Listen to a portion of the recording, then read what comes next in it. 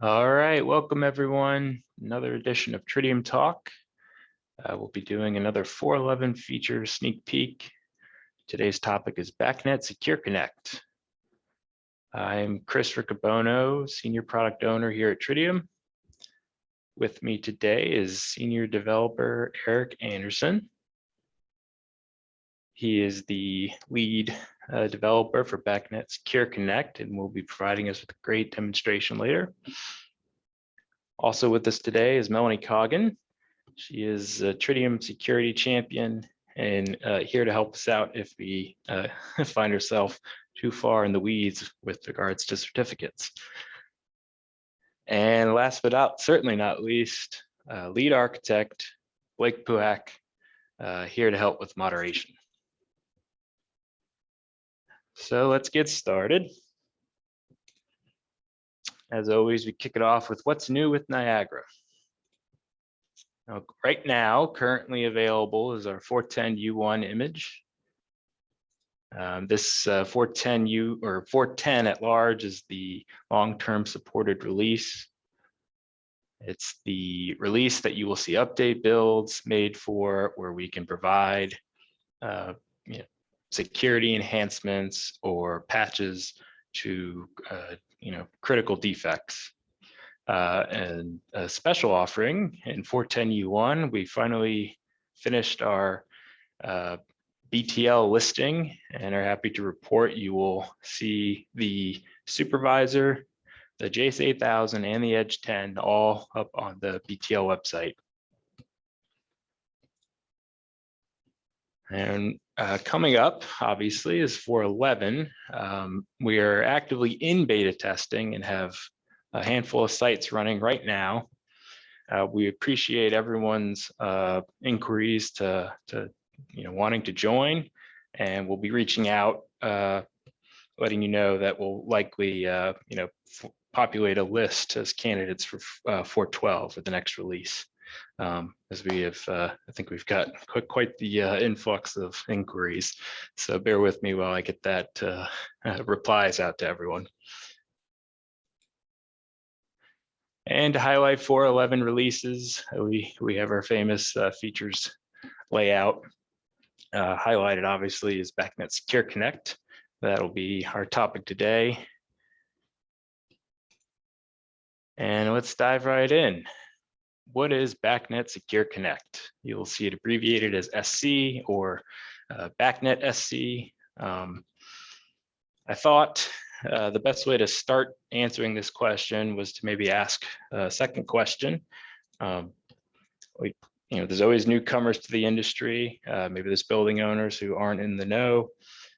Maybe there's just veterans in the industry that haven't dealt with the protocol. So I thought, why don't I first just lightly cover BACnet and then how it evolved and got us to the point of BACnet Secure Connect. So what is BACnet? So it actually does stand for something, Building Automation Control Network. And it's a communications protocol developed by ASHRAE. So you may ask yourself, well, why did ASHRAE do this? And like all good engineers, you generally don't make something unless you've got a problem to solve. And back in the late 80s, the industry problem at the time for building owners was certain controls manufacturers generally had their own proprietary communications protocol. So if you were a building owner, or worse, if you were an owner of several buildings, you may have had different vendors in to install different product lines from different manufacturers. And maybe you wanted them to at least have the ability to all communicate together. So their effort was to come up with a standardized communication between building automation devices from different manufacturers. And it's evolved over the decades and has become quite a popular standard for building controls. And one helpful part is that there's a governing body that's defining the specification or the rules for the protocol, and they're around to help evolve that protocol as technology evolves and meet the needs of all the applications that are out there. So those that are familiar with BACnet likely already know this. Possible link layers and current link layers supported in Niagara would be BACnet MSTP, which is a 485 serial connection. BACnet over Ethernet, not quite as popular, but still out there. And then BACnet IP, becoming more and more popular as we move forward with the industry's technologies advancements. Now, what's the problem with BACnet IP? Well, for some don't see it as a problem, some do. The communication is unencrypted. And often, from I think the building's perspective, that's less of a problem of ours, but more of a problem of, say, an IT department. They will not like to see unencrypted traffic on their network. And so often the way around that is a separate network, private VLAN, and we often have times where people don't want, or departments don't want to do that. And so ASHRAE got together to decide, well, security is such a critical point in the technology, and it's time to evolve and find an encrypted way, or a way to encrypt BACnet traffic. And that's how we got to today. What is BACnet Secure Connect? A new secure BACnet data link that uses standards widely accepted by the IT community. So what ASHRAE decided was, instead of just kind of coming up with their thing and then, enforcing it on the community, the industry, they again tried to tackle a problem. And if the problem was coming from a lot of the IT departments and their requirements, they did their best to align it with standards that are openly or commonly accepted, and wouldn't, at times can confuse an IT department when you try to explain it to them. So with BACnet Secure Connect, you have encrypted communication. It's via HTTPS over TLS 1.3. And ASHRAE was clever, understanding it takes a long time in this industry for things to adopt. So they had to come up with a way that you wouldn't suddenly make non-secure BACnet devices obsolete. One, it takes time. Two, it's cost. Building owner's not going to be very happy if suddenly you said, hey, all these new controllers that we just put in, we got to replace them because your IT department doesn't want it.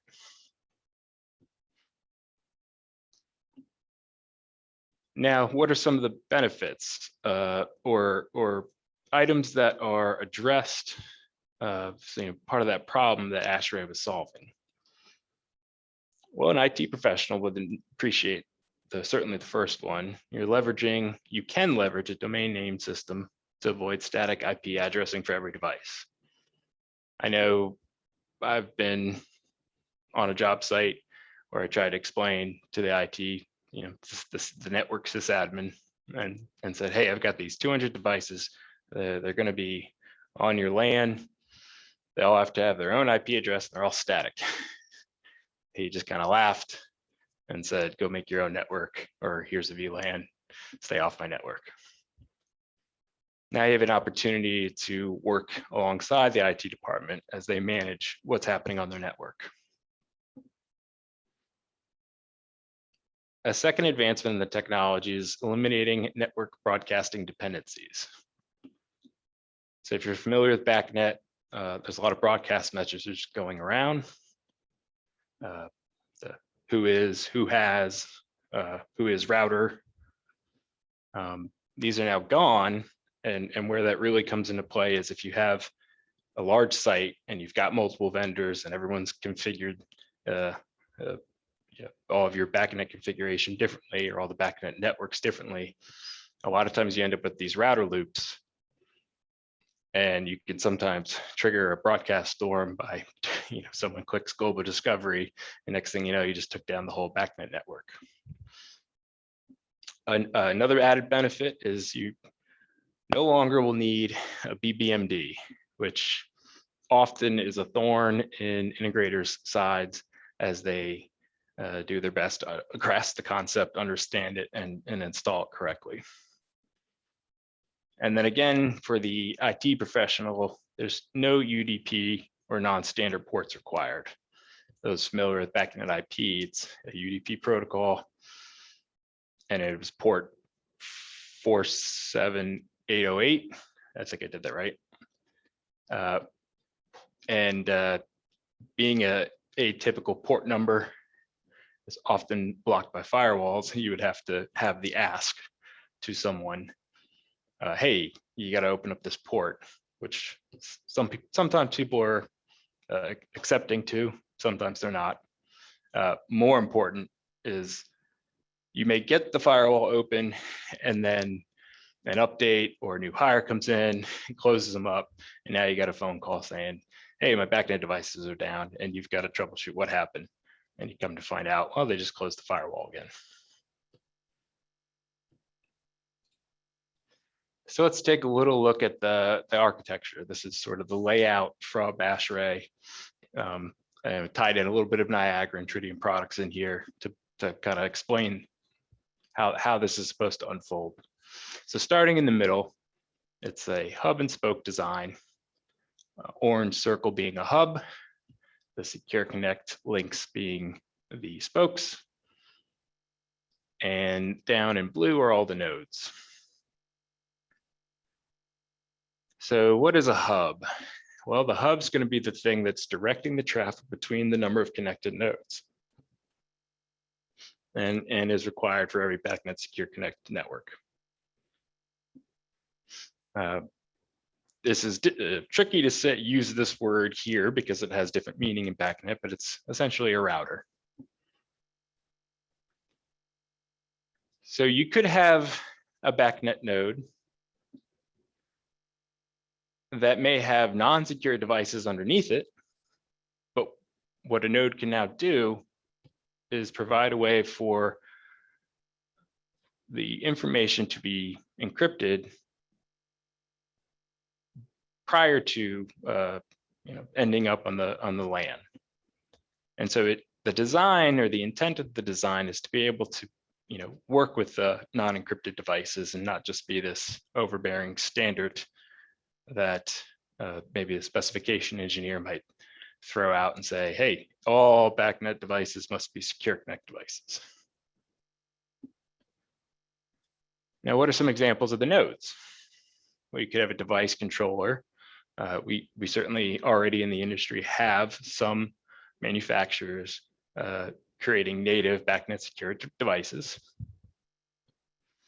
Could be just a single thermostat. It's just another example, really, of a device controller. Facility workstation. You may have a PC running some kind of application that can perform operator workstation functionality or advanced workstation functionality per the BACnet specification. And that application could be have its own support for Secure Connect. And finally, a router to an existing BACnet system. So in the picture, the Jace, for example, has the MSTP trunk. MSTP, again, the 485 serial bus, no encryption there. But now the Jace is on a LAN and it can send the messages to the other nodes via the hub. Now down below, a node can also communicate directly to another node. This isn't really the intent of that. It's not really to be sort of a permanent connection, but maybe temporary connections or one-off. Say you have your application that will download maybe the device program to the controller, and you just can get on the network, and instead of downloading and passing all the traffic through the hub, you can actually talk directly to the node and pass the file that way. Now, some of you have probably already caught on. A hub and spoke design generally has a flaw. You now have a single point of failure. So ASHRAE thought of this. They said, well, all nodes have to be capable of connecting to a failover hub in the event the primary hub is unavailable. So in this light drawing here, P being the primary hub, let's say machine goes down or access, the route to the machine goes down, the nodes will know where the failover hub is and know automatically to start connecting to the failover hub.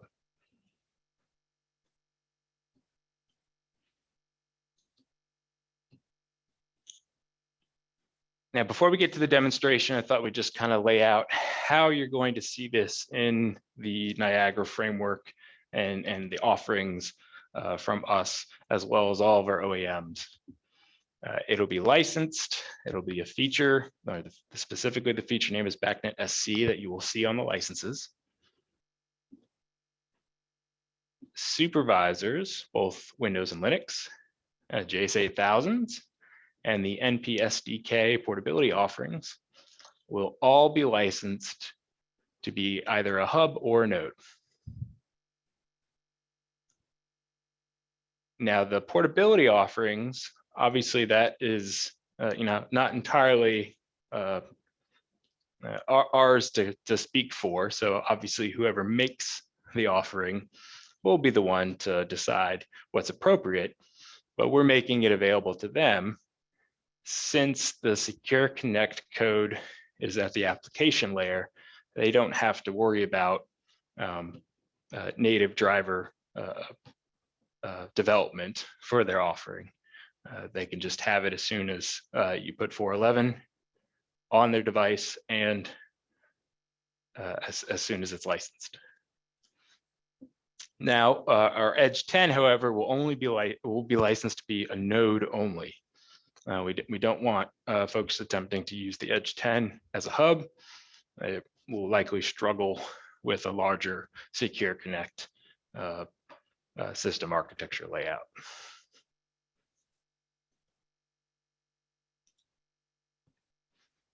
So we make our way to the demonstration now. Question: how do you use BACnet Secure Connect in Niagara? How is it going to look? How will someone be installing it? And to help me with that today is Eric Anderson, and he will provide us with a nice demonstration. Without further ado, take it away, Eric. Thank you, Chris. Thank you, everyone, for joining today. But Eric Anderson, software developer, worked hard on the implementation of Secure Connect, and want to shout out to all the other developers involved with that. It was a big team and a big effort. I'm really excited to get this feature out there and have customers start using it. Today, I'm going to go through configuring a few stations for Secure Connect. One's going node 1. I'm calling station node 1 is going to be hosting a hub function. Node 2 is going to connect to that hub function and also be capable of accepting direct connections from other nodes. And then node 3 is going to be a client only, initiating a connection to the hub function and also capable of initiating direct connections to other nodes. And at the very end, I'll show how we make direct connections. The first step, however, though, is to get all our certificates created and signed and ready to use within the Secure Connect ports. The first thing I'm going to do is create a site CA. The site CA can be a root or an intermediate CA. Within Secure Connect, the site CA certificate is referred to as an issuer certificate. We're trying to avoid confusion with public CAs, so we call it an issuer certificate to kind of reinforce that this site CA is specific to the site we're working on. All of the operational certificates used by Secure Connect nodes should not be signed should not be directly signed by a public CA such as VeriSign. This allows the site to control which devices are trusted by the Secure Connect network instead of trusting any device that happened to be signed by a public CA. So I'm going to create that site CA now.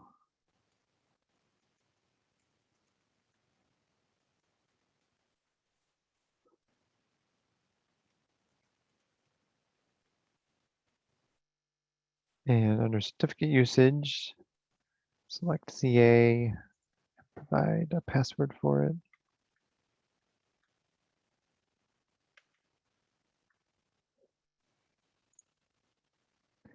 I'll need the public certificate for the site CA later and when I'm doing the configuration, so I'm going to export it now.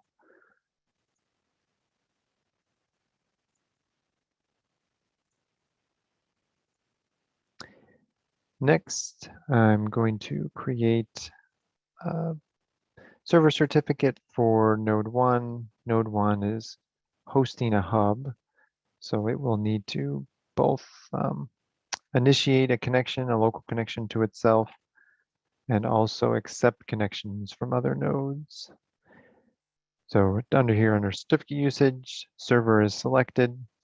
When you create a certificate in Niagara like this, and you set the certificate usage to server, we set the extended key usage on that certificate to both client auth and server auth. So I'll be using this certificate to both initiate a local connection to the hub function, and I'll also be putting it in the web service to be used as a server certificate for accepting connections from other nodes. You could, if you wanted, have a separate server certificate that was just for server and just for accepting connections. While I have this, I'm going to generate the certificate signing request, and I'll process that in a minute. I've already created a certificate for node 2. Like I mentioned before, node 2 is not hosting a hub function, but it will be capable of accepting direct connections from other nodes. So this is also a server certificate, so that I'll use it later to configure the web service on node 2 to be capable of accepting direct connections. Now I'll create a certificate for node 3.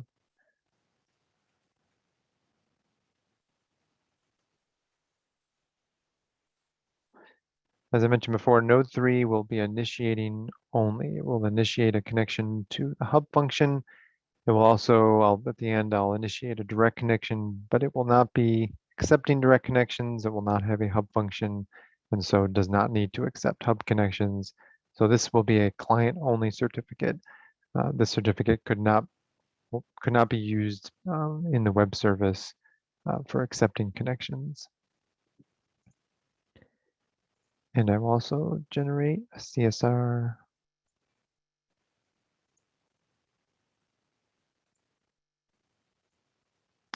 Now I need to process all those certificate signing requests.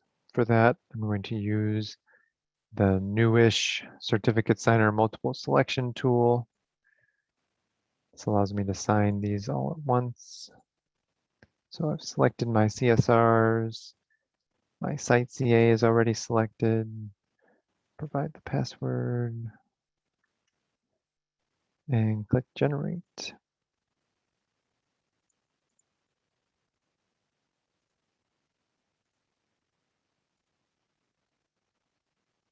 Now go back to certificate management and import the now signed. These PEM files were just generated. These are the signed certificates. Once they're imported, you can see the yellow icon turns green.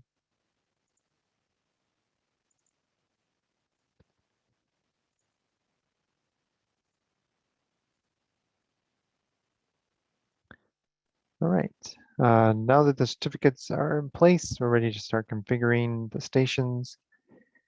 Are there provisioning jobs for all of these steps? Yes, there are. At least for the Niagara stations or your Niagara network, you could create provisioning jobs to create a certificate, have it signed, and then import it back into the Niagara station.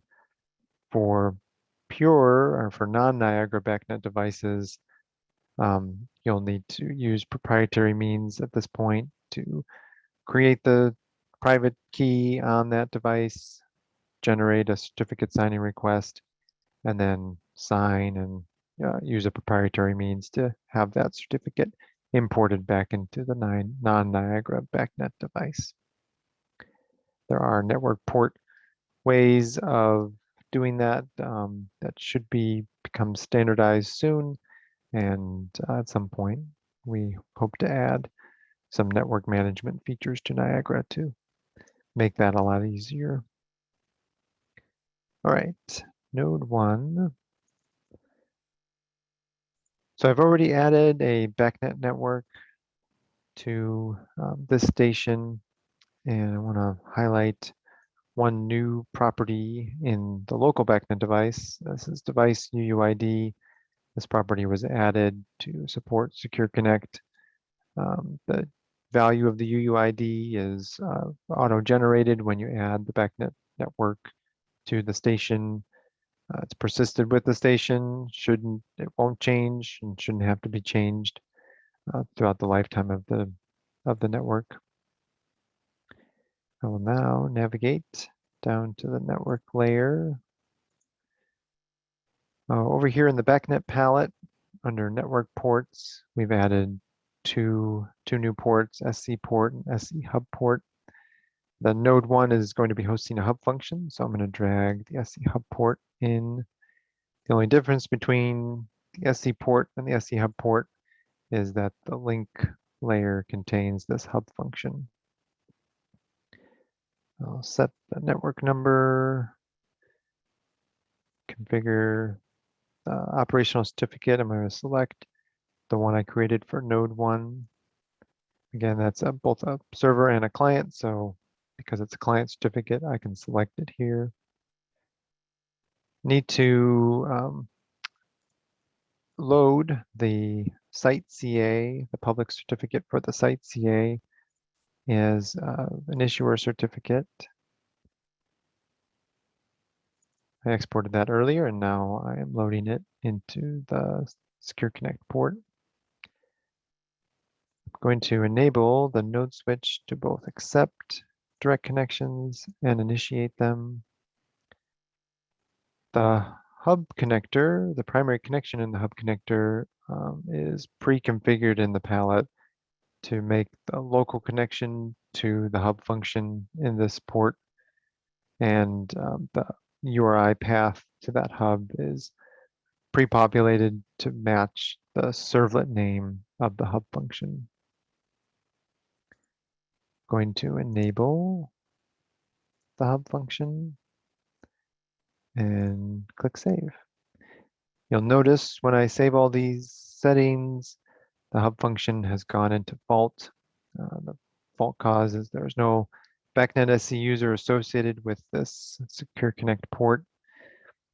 In order for the node switch to accept direct connections and for the hub function to accept hub connections, we need to associate a user with this Secure Connect port. Then, if the client certificate of the incoming request is directly signed by one of the issuer certificates configured here, and the URI that incoming request is using points to either the node switch or the hub function, then that incoming request will be accepted. So the user that we need to associate with this port kind of ties the web request, the incoming web request, with this particular port. There's a convenience action to add this user, and I've invoked that. You can see the fault cause goes away. This has gone into the user service, created this user, set the BACnet SC authentication scheme, or set the user's authentication scheme to a new BACnet SC authentication scheme. That gives it a BACnet SC authenticator, and that authenticator is configured to point to this Secure Connect port. So now the incoming web requests will be accepted. The user that has been created should not have any permissions to anything in the station. That user's sole purpose is to associate an incoming web request with a particular Secure Connect port. So it should not have any read or admin or invoke permissions on anything in the station. The node switch and the hub function both have WebSocket servlets. The path to those servlets is set using the servlet name property on these WebSocket acceptors. In addition, there's also a web service ORD property. If it's set to null, then these servlets will be registered on the default web service for the station. So then the Secure Connect port will be listening on the same HTTPS port as all your browser connections. That may work for you. If it doesn't, you can add additional web services to your station, and then you would set the web service ORD for the node switch and or hub function to point to that additional web service. So if you don't want your Secure Connect traffic to come in on the default HTTPS port or the same HTTPS port as your browser connections, you can point the Secure Connect port to a different web service and then change the HTTPS port or set the HTTPS port of that web service to something else. For today's demonstration, I'm just going to use the default web service. So now I need to go to that web service and configure the HTTPS certificate.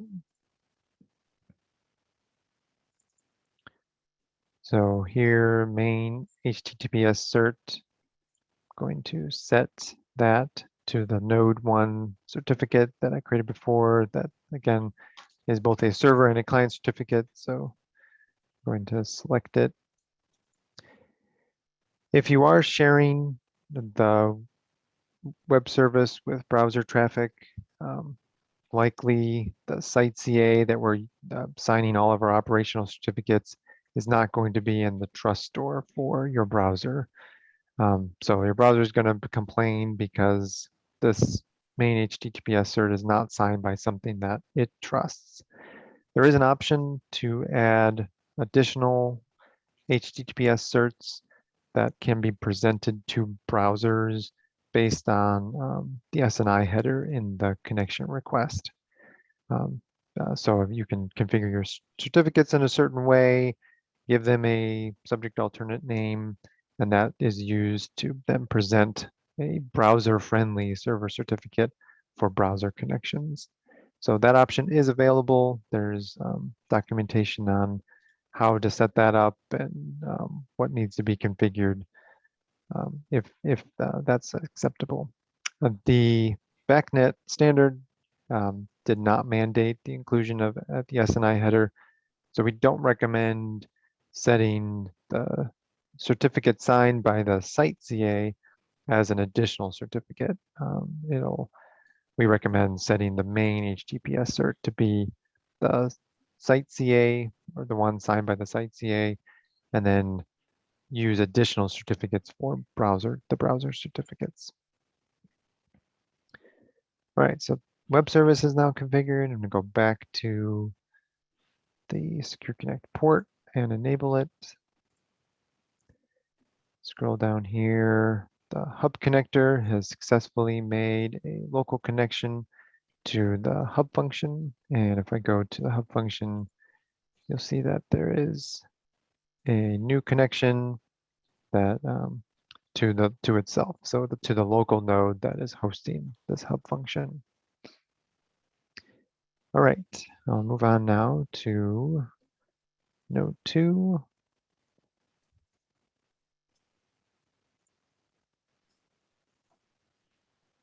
Again, navigate down to the network layer. And this time, instead of dragging an SC hub port, I'm going to drag an SC port. So node 2 is not hosting a hub function. There will be one hub function on at least one hub function on your Secure Connect network, maybe an optional failover hub function as well. But this node 2 will be acting just as a node.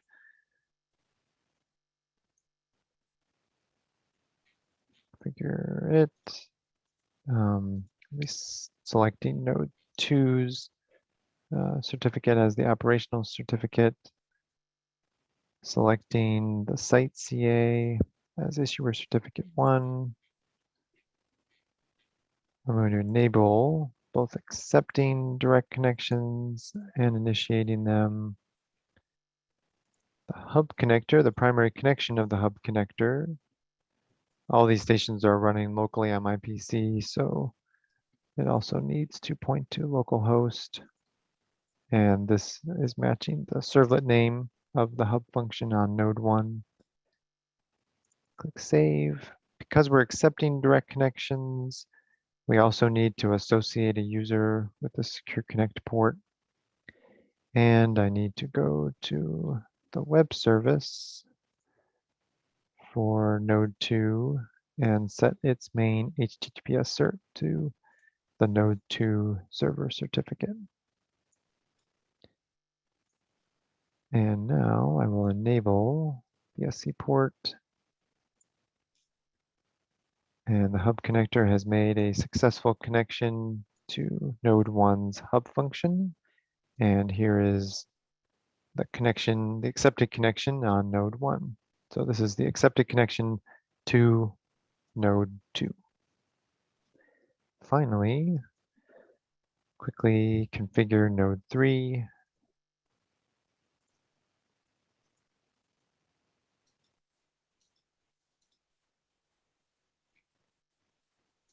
Oops. There we go. Another SC port.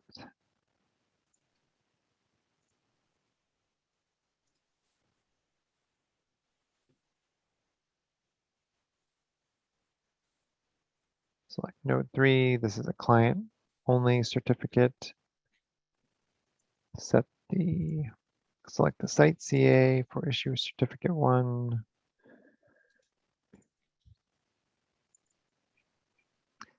I'm going to enable the node switch to initiate direct connections, but I will not enable it to accept direct connections. And then also configure the primary connection to also point at localhost. So I can enable this SC port, no configuration of the web service required, and it initiates, makes a successful primary connection to node 1's hub function. And we can see that third connection here on the hub function. So all the nodes now are connected to the hub function. And I'm going to go over here to node 2. And come on. Run device discovery. So right now it is sending a broadcast message. Node 2 has sent a broadcast message to the hub function. The hub function has distributed that broadcast message to the other nodes, node 1 and node 3. Node 1 and node 3 responded with unicast messages sent to node 2 that were also sent to the hub function, and the hub function has directed those messages to node 2. So we now have discovered node 1, node 3, and can add those to node 2's BACnet network. Last thing I want to show, almost done. Last thing I want to show though is making a direct connection. So I'm going to initiate a direct connection from node 3 to node 2.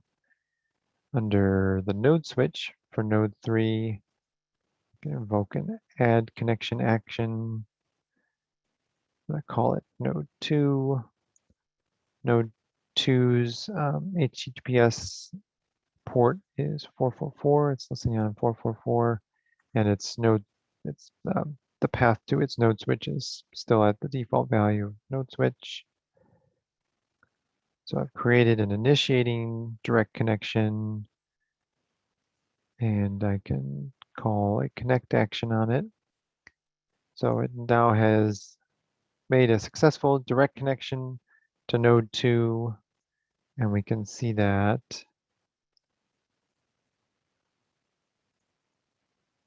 here under the node switch. So this is the accepted connection from node 3. And any traffic that, any unicast messages that were either going from node 2 to node 3 would be now routed, would go through this direct connection rather than being sent through the hub and then directed to its destination. So that is it for me. I'll turn it back over to you, Chris. Thank you, everyone.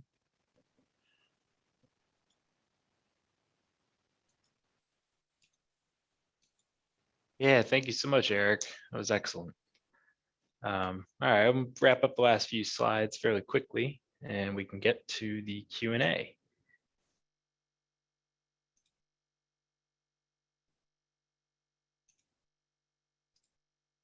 We like to always give a nice shout out to the Tridium University website. Lots of e-learning, both free and for pay content there. We can pick up lots of good tips. Where can you find more Tridium talks, including this event? Once we finish recording and draft up the Q&A, you can find it right on the website, tridium.com, services and support, and then click on events. And if you want more Niagara Pro tips, you can tune in to our famous YouTube stars, James Johnson, Kevin Mamajek. They have great content up on the website, and feel free to reach out to them as well on the community forum if there's something specific you'd love for them to talk about more or create a video. And that'll take us to the Q&A. We've been answering a couple of the questions in the feed with direct answers, but we have a couple of questions I think we want to answer live. Yeah, we've had a number of great questions come in throughout this presentation. Hopefully we've answered some of them during the presentation, but there are definitely a couple that I would love for you and Eric to answer for the audience here, Chris. First of all, do we plan on providing or do we have a published list of the BACnet SC devices that we've tested against? Ooh, that's a great question. I don't have that, but I'll work on putting something together and can provide that. I'll see if I can post that along with the video. Very cool. We have a number of questions about the network topology and how devices may communicate with each other and other network requirements. First of all, if we have mixed devices, some older, perhaps BACnet IP devices, as well as BACnet SC devices, are they both being handled by the same driver within Niagara? Yes, you can continue to have the IP link layers that have always existed in our Niagara BACnet driver, and the same routing functionality will work. So you can route messages from received on an IP link layer out to a device reachable through a Secure Connect link layer, through a Secure Connect network. Okay, and Chris, on your network drawing, it may have appeared that you had a Niagara 4 supervisor acting as a hub. Would that mean a typical setup would need two supervisors, one acting as a primary hub and one as a failover hub? Yeah, the clarification, that diagram is definitely just an example, not the requirement. So I threw the supervisor as just sort of an example hub, and you're absolutely free to use a JC1000 as the hub. And now in terms of having a failover hub, you could have, if you wanted to, you could have two PCs, two supervisors, one supervisor, one Jace, or just two Jaces, as one acting as the primary and one acting as the failover. This sort of feeds into another question. I know that might throw the list off a little bit, Blake, sorry, but I saw a question further down about network traffic considerations. So as you've kind of seen now, this is all happening via HTTPS and is leaning on the power of the web server, the Jetty web server in Niagara. So if you have a very large, robust site, you want to be able to back it up with the hardware. So if you have an enormous site and everything's BACnet Secure Connect and you're going to be routing it through a hub, it's likely best practice to be putting that on a PC rather than an embedded device. So it's about providing the right product for the right application. Doesn't mean that you can't do it. Just, it's one of those funny answers of it depends. Great. So we have a couple of questions that came in about certificates. Definitely a complex subject to handle. So the first one I have is, how will Tridium address SC certificates in third-party controls, such as ones that OEM IP controllers that the JS is supervising? Is this going to be specific for vendor? So non-Niagara BACnet devices, you will need to use proprietary means to create private keys on those devices, generate certificate signing requests, and then re-import the signed certificate. So once you have the CSR and you can pull that out of the non-Niagara device, you can sign it with Niagara tools, and then you'll need to use a proprietary means to push that certificate back into that non-Niagara BACnet device. There is a network port standard being developed. It's in public review now, and so at some point when devices get to a certain protocol revision, there are network port ways of exchanging certificate signing requests and setting the operational certificate. But until those interoperable ways are available, we'll have to rely on proprietary means of exchanging certificates.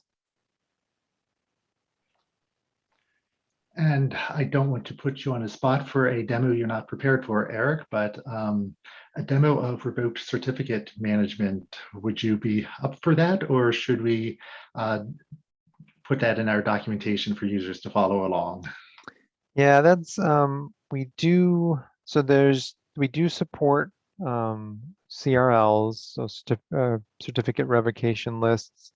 We have descriptors that can go out and for a particular site CA, retrieve a CRL and then enforce that CRL. That is tricky to configure, and I think it would be better for a separate demo.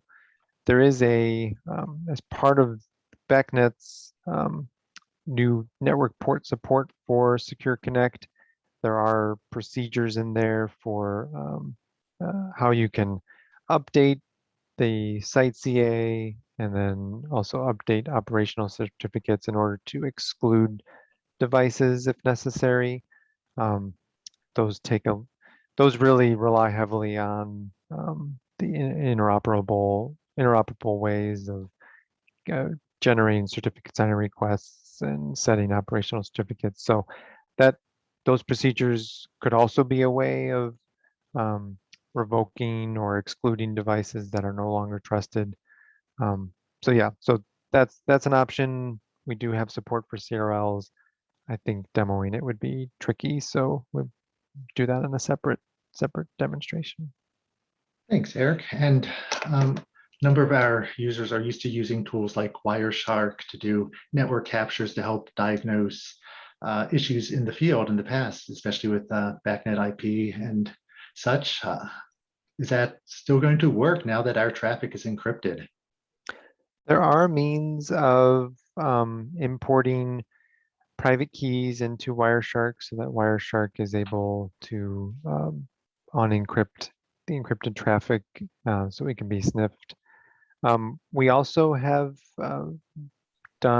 we've tried to add as much logging as possible so you can see the messages once as they're being routed through the hub function or as they're being received on the hub connector. Logging those messages so you can see either all parts of the traffic. So yeah, Wireshark, there are ways of doing it in Wireshark. They can be a little tricky. We've also tried to supplement that with logging within Niagara to assist with debugging what's going on. And Chris, a number of people have been asking about how we're going to license BACnet SC. Could you give us a little information on that? Yeah, I touched on it a little bit, but one key thing I should have mentioned, yes, this will be included in the standard device license. So just like any devices and supervisors, portability kits that have the BACnet feature, this BACnet SC feature will be added to those devices as well. And so to be a node, you don't need the BACnet SC feature. So if your device is only going to connect to a hub function, as far as I understand, that's included with the BACnet regular license feature. And so a node connecting to a hub function, no problem. If you want your node to host a hub function, or you want your node to accept or initiate direct connections, that's where the BACnet SC feature comes into play. But if you're just a node wanting to connect to a hub function, no additional licensing required.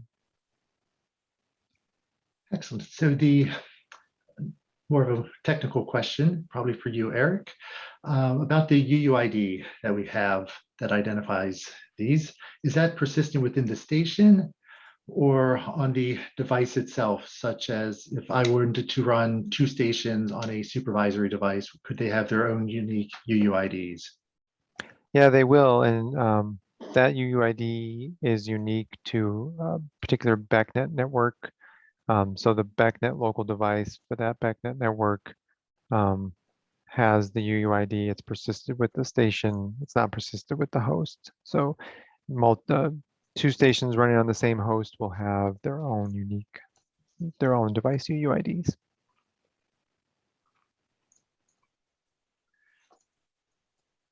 Do we have any limits, or are we aware of any operational limits on the number of nodes that can be supported in a BACnet SC network? Yeah, so the limits, what we've been shooting for, or what we're trying to target, so the number of 1,000 has been thrown around in kind of the BACnet IT working group as a rough target for how many nodes a hub function would support. So that is kind of our rough target for what we want, like a supervisor station to be able to support. JACEs, they don't have as many resources typically as a supervisor station. There's a rough number, 250 out there. That's off the record. It really depends on what else your JACE is up to, how many points it's supporting, what other networks it's supporting. But those were some rough targets that we were shooting for. So 1,000 roughly on a supervisor station's hub function, and then 250 connections accepted by hub function on a JACE, 8,000 NMSDP and PSDK devices, of course, will depend on what resources they have available. And all of this depends on what else that station is configured to do. Okay, let's see. What about the speed compared to BACnet IP? Have we seen the encrypted traffic behaving significantly more slowly? Great question. I don't have any of those performance metrics with me. We need to run those tests, and we can compare that performance, but I don't have those right now. I would expect it to be a bit slower. I mean, it is doing a lot more work to encrypt that traffic, but I don't have any comparisons handy. Okay, Chris, I have a question about the overall market, and perhaps this could also stem a good discussion on the Niagara Central forums amongst our community, but do you see a time where customers will demand that BACnet IP will not be allowed to run on their job sites and only BACnet SC will be allowed? Yeah, it's a really good question. Unfortunately, if I had the crystal ball, I could tell you definitively, but I think the best guess, or my opinion, would be while we have seen some already, kick off BACnet IP off of their site, off their network. It's mostly about applying the right technology for the right need. And I think if there's any, for the specifying engineers that may be on the call, it's just because it's secure doesn't necessarily mean it's, this is the right application needed for all, or for the wide scope. So it's important to really understand what the intent of this technology is, and what it allows, and allow the customers and building owners to decide what they need, as long as we educate them correctly with the technology needs and the demands of the industry. Thank you. A couple more technical questions. Eric, is there a limited range for the WebSocket ports that can be defined? Not that I'm aware of anything that. So it's going to use standard WebSocket secure URIs.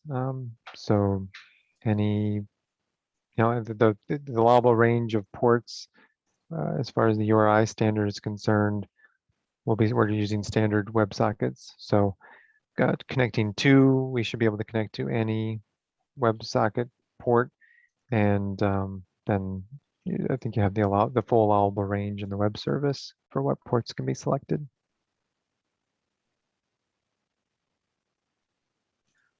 I have a question here about our plans to add multi-factor authentication in the future.